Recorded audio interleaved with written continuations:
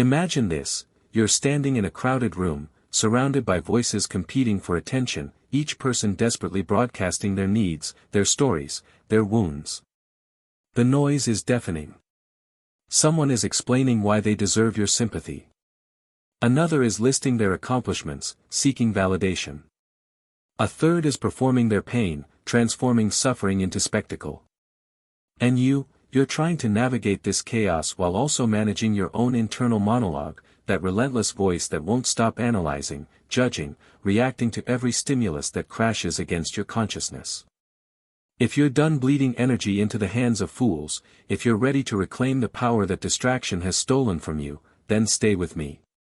Because what you're about to discover will fundamentally change how you see power, focus, and control. This isn't motivation, this is mental warfare. Now imagine that you possess something most people have lost, a kind of ruthless clarity that cuts through all of this. While others are drowning in the turbulent waters of external validation and reactive emotion, you've learned to become an island. Not cold, not heartless, but strategically detached. Self-focused in a way that terrifies those who've built their entire identity on being needed, being seen, being validated by the crowd. This is what Machiavelli understood 5 centuries ago, what modern psychology is only now beginning to articulate with surgical precision. Your attention is the most valuable resource you possess, and nearly everyone around you is conspiring, unconsciously, to steal it.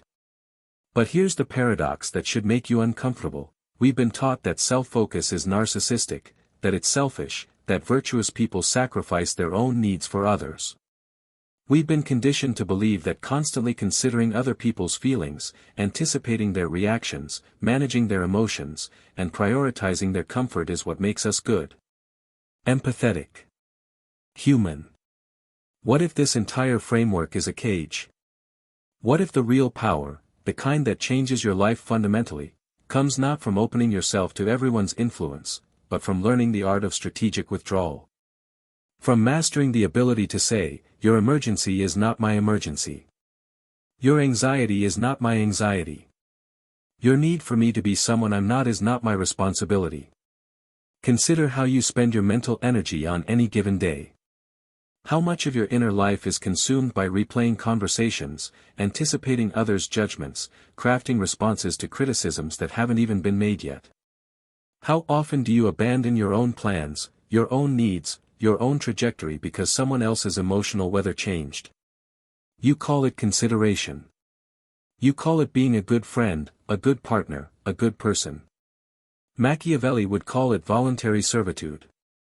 He recognized something that makes most people deeply uncomfortable: there is a fundamental asymmetry in the universe of human relationships.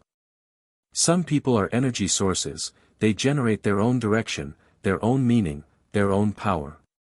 Others are energy drains, they survive by siphoning attention, time, and emotional labor from those around them.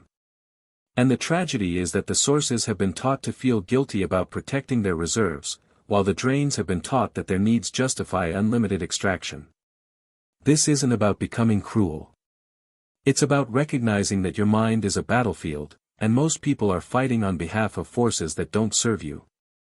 Every time you let someone else's mood dictate yours, every time you sacrifice your deep work for someone's shallow emergency, every time you feel guilty for not being available on demand, you're surrendering territory you'll never get back. The great question that should haunt you is this: what could you become if you stopped giving your finite mental resources to infinite external demands? What forbidden version of yourself is waiting on the other side of that boundary you're afraid to draw? Because here's what Machiavelli knew that you're about to discover: self-focus isn't selfishness. It's survival for those who refuse to be consumed by the gravitational pull of other people's chaos. And once you learn to wield it, once you understand it as a weapon rather than a vice, everything changes. But before you can use it, you need to understand why it feels so dangerous, why every instinct in your socialized mind rebels against it. The enemy doesn't come with a sword anymore. It comes with a notification, a headline, a carefully engineered dopamine hit designed to make you feel instead of think. They don't need to destroy you, they just need to keep you scrolling, reacting, explaining yourself to strangers who will forget you exist the moment they swipe to the next piece of content. This is the hidden architecture of modern psychological warfare, and you've been conscripted into it without your consent.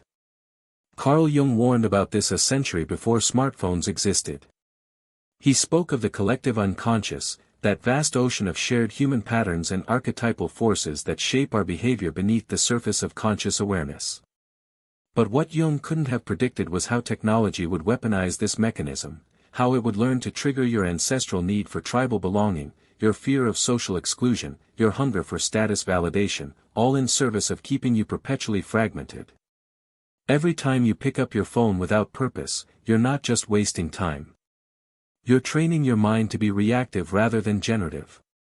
You're teaching your nervous system that external stimuli should dictate your internal state.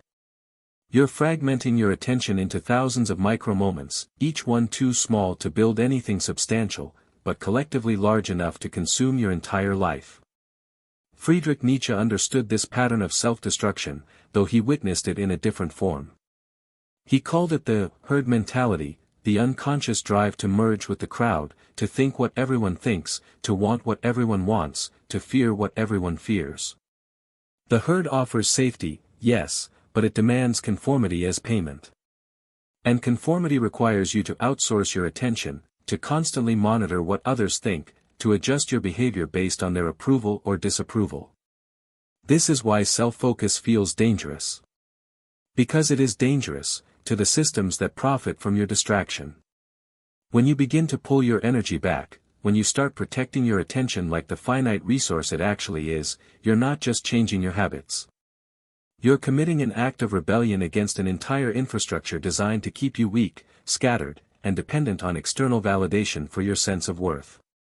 Arthur Schopenhauer saw this clearly: a man can be himself only so long as he is alone, and if he does not love solitude, he will not love freedom, for it is only when he is alone that he is really free. But modern society has pathologized solitude. We've created a culture where being alone is treated as a red flag, where people who don't constantly broadcast their lives are considered suspicious, where strategic withdrawal is confused with antisocial behavior. The psychological roots run deeper still. From the moment you were socialized, you were taught that your value comes from being useful to others. Your worth is measured by how well you meet external expectations. Your identity is constructed from the reflections you see in other people's eyes. This creates what existential psychologists call bad faith, Jean-Paul Sartre's term for living inauthentically, for allowing your existence to be defined by forces outside yourself. And here's the cruelest part: this conditioning doesn't feel like oppression. It feels like virtue. It feels like compassion when you sacrifice your deep work to manage someone else's emotional crisis.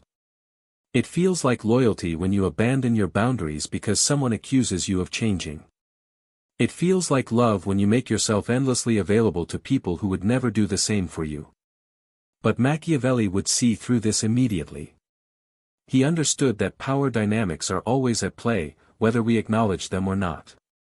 And the person who controls the frame, who decides what gets attention, what deserves emotional energy, what qualifies as important, is the person who holds the power. When you give others the ability to dictate your focus, you're handing them the controls to your life. You become predictable, manageable, safe. And safe people never change anything, least of all themselves. Viktor Frankl, who survived the Nazi concentration camps by maintaining his inner freedom even when his outer freedom was stripped away, wrote, "Between stimulus and response there is a space.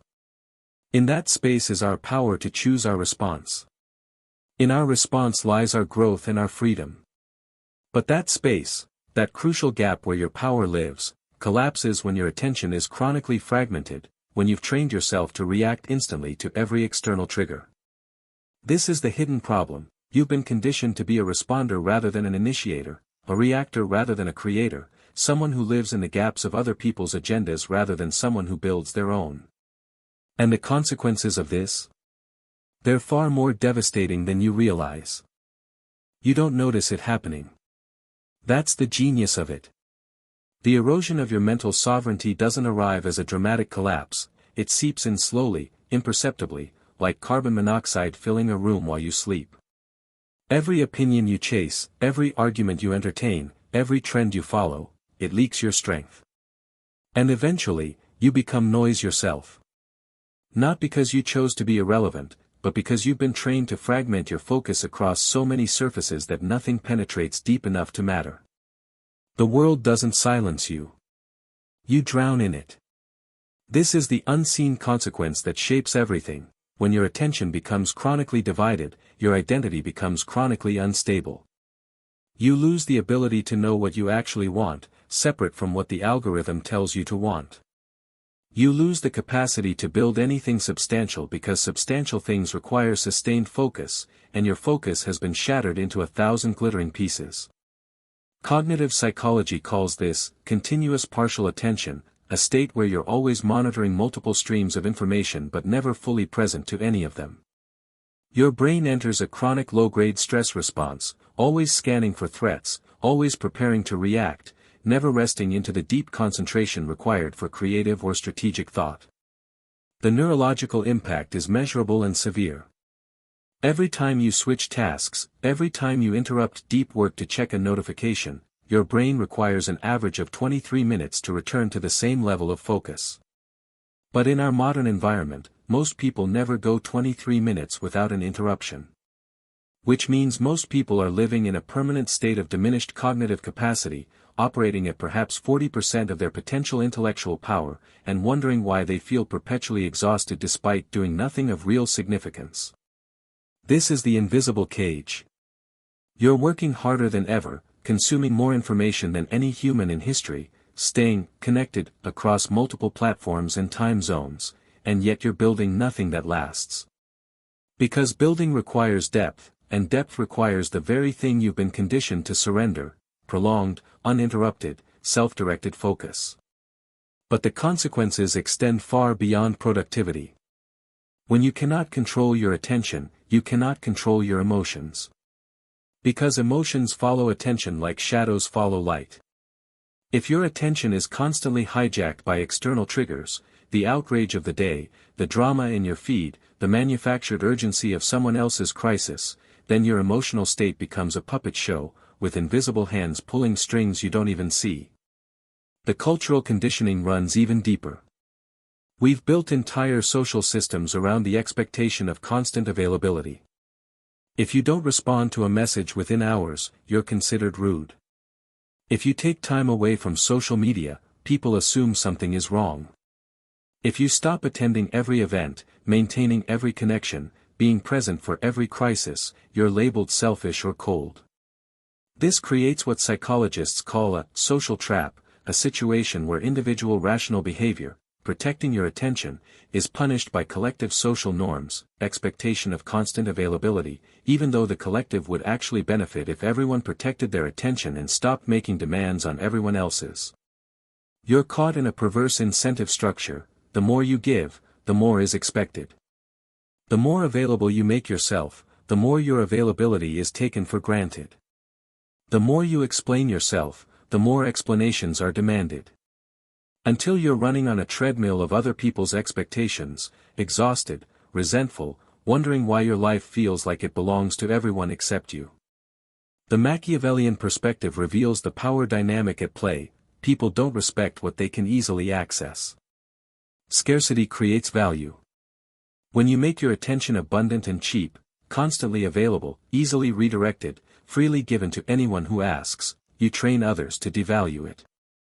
You become a resource to be extracted rather than a force to be reckoned with. And here's what's truly insidious: this extraction doesn't usually come from malice. Most people aren't consciously trying to drain you. They're just operating from their own conditioning, their own neediness, their own fragmented state. They reach out because they're drowning, and they've learned that you respond. They create emergencies because drama gets attention. They demand explanations because your boundaries make them uncomfortable. But their unconscious motivations don't change the impact on you. Energy drain is energy drain, whether it's intentional or not. And the cumulative effect is devastating. You end up living in a constant state of low-level emergency, always responding to someone else's urgency, never creating your own momentum, never building the life you actually want because you're too busy managing the emotional weather of everyone around you. This is how powerful people stay weak. This is how potential gets buried. This is how years pass without meaningful progress, not because you're lazy or incompetent, but because your mental resources are being silently siphoned away by 1,000 invisible demands, none of which serve your actual goals. The trap tightens further when you realize that this extraction is often disguised as virtue. Be there for people. Don't be selfish. Community matters. All true statements, all weaponized to ensure you never build the boundaries necessary to protect your focus. And so you remain trapped in a pattern, reacting instead of creating, explaining instead of executing, managing others' emotions instead of mastering your own. The life you could build, the focused, powerful, authentic version of yourself, remains theoretical, always just out of reach, waiting for a moment of sustained focus that never comes. But what if there was a way out? What if the very thing you've been taught to fear, radical self-focus, was actually the key to breaking free? The rebellion begins not with a declaration, but with a disappearance. You don't announce it. You don't explain it. You don't seek permission or understanding. You simply start withdrawing your energy from the systems that have been extracting it without your conscious consent. This is what Machiavelli understood that modern self-help gurus miss entirely. True power moves in silence, and the most dangerous transformations happen when no one is watching. Here's the counterintuitive truth that will save you: isolation isn't weakness, it's refinement. They'll say you've changed, that you've gone cold, that you've become distant. But what they really mean is that you've stopped being available to their chaos. You've started building in silence, and that terrifies them. Because a man who no longer needs validation cannot be controlled. A woman who has learned to be complete in her own presence cannot be manipulated with guilt or fear of abandonment. The first act of rebellion is reclaiming your hours. Not someday, not when things calm down, now. You audit your time with the ruthlessness of a wartime general assessing resources.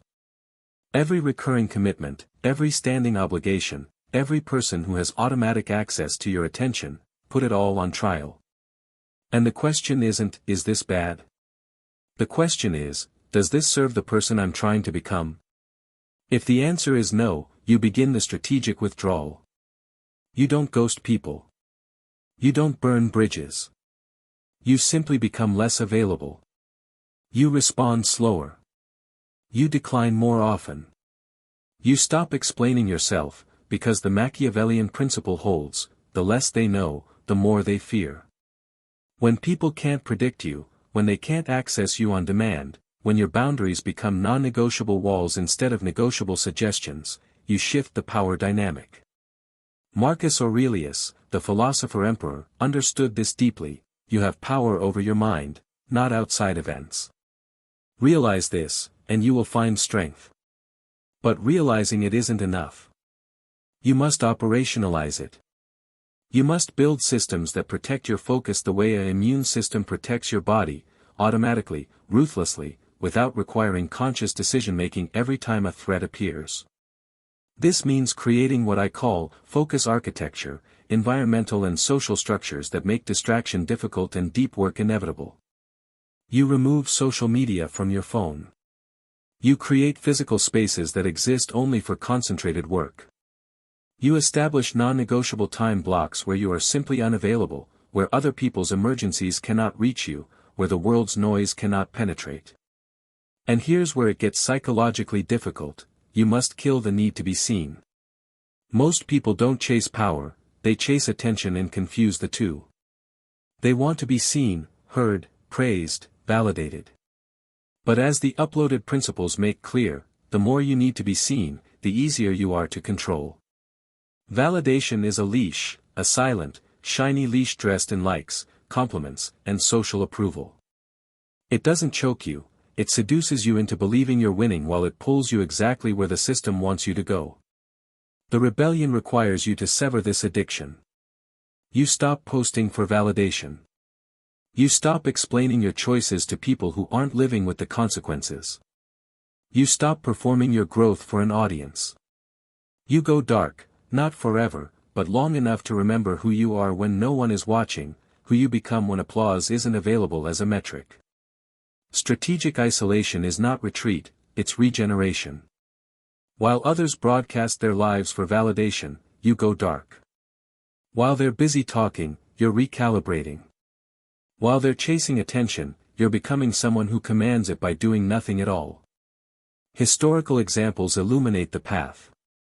Napoleon would often disappear from Paris for weeks, studying military strategy in isolation while his rivals schemed and socialized. When he returned, he would execute plans they couldn't have conceived because they'd spent their energy on visibility rather than capability. Steve Jobs would take long walks alone, demanding hours of uninterrupted thinking time while others filled their calendars with meetings. Nikola Tesla worked in isolation for months, emerging only when he had something revolutionary to demonstrate. The pattern is clear: those who build empires first build themselves, and that building happens in private. But there's a second level to this rebellion that most people never reach: you must train yourself not to react. Power doesn't shout, it watches. It waits. It calculates. Weak minds react instantly, emotionally, loudly. And that's all it takes to lose everything. One bad reaction and they own you. They provoke you not because they care, but because they want to see if they still control your emotions. If they can still pull strings inside your mind. And every time you flinch, argue, or over-explain, you confirm their dominance. Machiavelli warned, the first method for estimating the intelligence of a ruler is to look at the men he has around him. The modern translation: we estimate a person's power by how unbothered they remain while surrounded by chaos. When they can't read you, they fear you. When they can't provoke you, they lose leverage. Your silence becomes confusion. Your calm becomes a threat. Because people don't know how to fight someone who doesn't flinch. You must train your emotions like a soldier trains for combat. No response unless it serves your strategy. No outburst unless it serves your long game. No explanation unless it buys you power. Everything else, you keep inside. You let them guess. You let them drown in your stillness. This is the rebellion, becoming unreadable, unavailable to manipulation, immune to the emotional hooks that once controlled you. Not through suppression or numbness, but through such fierce self-possession that external chaos simply cannot penetrate your inner fortress. And once you've built this foundation, once you've reclaimed your time, severed your addiction to validation, and mastered your emotional responses, you're ready for the final revelation. The one that changes everything. You've been quiet. Focused. Alone. Not broken, rebuilding. They thought you disappeared out of weakness. What they didn't see was the version of you dying and the weapon being forged in its place. And now you're different. Not louder, not angrier, just colder, sharper, emotionless. Not because you're numb, but because you've realized how much energy you wasted trying to be understood in a world that rewards manipulation more than truth. This is the ultimate revelation, the one that Machiavelli lived by and that will reshape everything you thought you knew about power. Self-focus isn't just a tool for personal development. It's the fundamental mechanism through which you escape the invisible prison that most people will occupy their entire lives without ever recognizing the bars. Here's what they never tell you, what no motivation speaker will admit, what the self-help industry actively conceals because it would destroy their business model: you don't need more. You need less. Less input, less validation, less connection, less explanation, less compromise. The power you seek isn't found by adding, it's found by subtracting everything that isn't absolutely essential to the fortress you're building. Every person who demands your emotional labor without reciprocating, subtract them. Every commitment that exists because you felt guilty saying no, subtract it. Every source of information that triggers reaction instead of enabling reflection, subtract it. Every platform, every notification, every standing obligation, every relationship maintained out of obligation rather than genuine value, subtract, subtract, subtract until what remains is so concentrated, so purely aligned with your actual purpose, that your life becomes a weapon of singular focus. This is what terrifies people about those who truly embrace self-focus. Not that you've become cruel, but that you've become complete.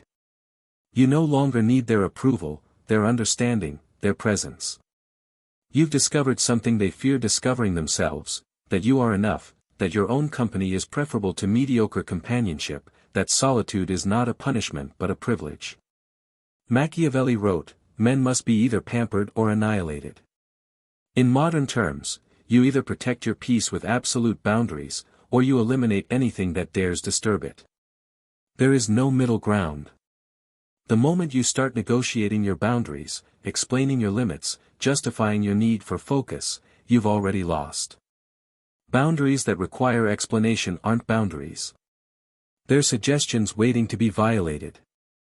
You used to want explanations. Now you want silence. You used to prove yourself. Now your results speak for you. You used to beg for peace. Now you are the storm. That's what self-focus does. It kills the old you with precision and brings forward a version that doesn't explain, doesn't justify, doesn't apologize. It just dominates. But here's the deepest layer, the revelation beneath the revelation. This dominance isn't about controlling others. It's about becoming so internally regulated, so psychologically sovereign, that external chaos simply cannot destabilize you. You walk into rooms and change the temperature not through words, but through presence, through stillness, through certainty, through the visible evidence that you answer to something within yourself that others cannot access or influence. The uploaded principles reveal it perfectly. Focus is not isolation. It's dominance without noise. It's ruling your mind before someone else does. This is the psychological warfare that Machiavelli understood 5 centuries before neuroscience could explain it. The human mind is designed to synchronize with its environment. Mirror neurons, emotional contagion, social conformity, these mechanisms evolved to help us survive in tribes by automatically matching the emotional states and behaviors of those around us. But in the modern world, this ancient survival mechanism has become a vulnerability. When you enter a room of anxious people, you feel anxiety. When you're surrounded by distracted people, you become distracted. When everyone around you is reacting emotionally to the crisis of the moment, your nervous system wants to match that pattern. This is why self-focus feels like swimming against a powerful current, because it is. You're fighting millions of years of evolutionary programming that says, blend in, synchronize, conform. But here's the power move that changes everything. When you become the most regulated person in any environment, when your focus is impenetrable and your emotional state is self-generated rather than externally triggered, the current reverses. Others begin synchronizing to you. Your calm becomes their confusion. Your silence becomes their anxiety. Your boundaries become their respect, eventually, because they can feel the wall they're hitting, and something ancient in their nervous system recognizes strength when it encounters it. This is how you build leverage without seeking it, how you accumulate influence without chasing it. People don't respect what they can easily access. They don't value what is freely given. They are drawn to what withdraws from them, fascinated by what they cannot decode, magnetized by the presence of someone who has clearly mastered something they haven't, themselves. You've escaped the cycle now. The chaos, the emotional blackmail, the invisible leash that pulled you back every time you tried to rise. You've burned that leash. And in its place, you've built a system, cold, calculated, relentless. Now everything is intentional, every hour accounted for, every word measured, every move earned. And when people try to pull you back into your old self, they're met with distance, boundaries, silence. Because that version is gone, buried beneath every cold morning, every hard decision, every moment of lonely discipline you endured while they were comfortable. You're not motivated anymore, you're structured. You're not emotional, you're exact. You're not interested in revenge, you're too evolved for it. This is what Machiavelli would have respected, not the person who reacts, but the one who rises so far above the pettiness that they become untouchable, unreachable, unknown to those who once believed they understood them. The final truth is this: your mind is a fortress, and the war for control over it never ends. Every day, forces will attempt to breach your walls, notifications designed by teams of psychologists, social obligations weaponized as guilt, people who've learned that your empathy is a vulnerability they can exploit. The world is not neutral. It is actively hostile to your focus, actively invested in your distraction, because distracted people are predictable, manageable, profitable. But you are no longer distracted. You've weaponized solitude. You've transformed silence into strategy. You've stopped reacting, stopped explaining, stopped folding for people who would never do the same for you. And in that discipline, you've become unreadable, unstoppable, untouchable. Let them whisper. Let them question the change. Let them reach out with the same manipulation you've already studied in silence. This time, you don't respond. Because when the world no longer has access to your mind, it loses control over your future. The ultimate realization is that self-focus creates something they can't compete with: presence. True, undiluted, sovereign presence. You don't chase status. You don't argue for power. You exist with such concentrated force that reality bends slightly in your direction, not because you've demanded it, but because you've become it. Your punishment for those who wronged you isn't revenge, it's watching you thrive in silence without them. Their regret, their realization of what they lost and what you've become, is punishment enough. You don't need closure. You've moved beyond the need for their understanding, their apology, their recognition. You've become someone who operates in a realm they can't enter. So what now? You keep building quietly. You protect your peace like the weapon it is. You study while they sleep. You plan while they gossip. You train while they doubt you. Because every day you stay on this path, you're increasing your distance, separating from the average, multiplying your leverage. You don't return to who you were. That person served their purpose and has been replaced by someone who doesn't flinch, doesn't fold, and doesn't fail themselves anymore. You've become the thing they hoped you'd never be, fully in control. This is the final Machiavellian principle, the one that contains all others: your silence builds empires. Not the silence of weakness or avoidance, but the silence of concentrated power, power that doesn't need to announce itself because it's too busy constructing reality while others are busy discussing it. From this point forward, your attention belongs to you and no one else. They can't reach you anymore. Not because you've built walls to keep them out, but because you've built a world so compelling on the inside that their noise can't compete with your signal.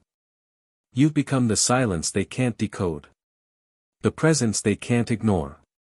The force they can't diminish. And the most beautiful part? You did it not by becoming more, but by becoming less available to everything that didn't serve your highest becoming. You subtracted your way to supremacy. You disappeared your way to dominance. You focused your way to freedom. This is the ultimate power, not loud, not seeking applause, not chasing closure. Just existing with such fierce self-possession that the world rearranges itself around the immovable fact of who you've become. The man who learns to control his focus becomes dangerous. Not loud, not emotional, but precise. And the precise man terrifies them. Because he has discovered what they fear most, that he doesn't need them, that their chaos cannot touch him, that their games cannot manipulate him. Your mind is yours again. Defend it like your life depends on it. Because it does.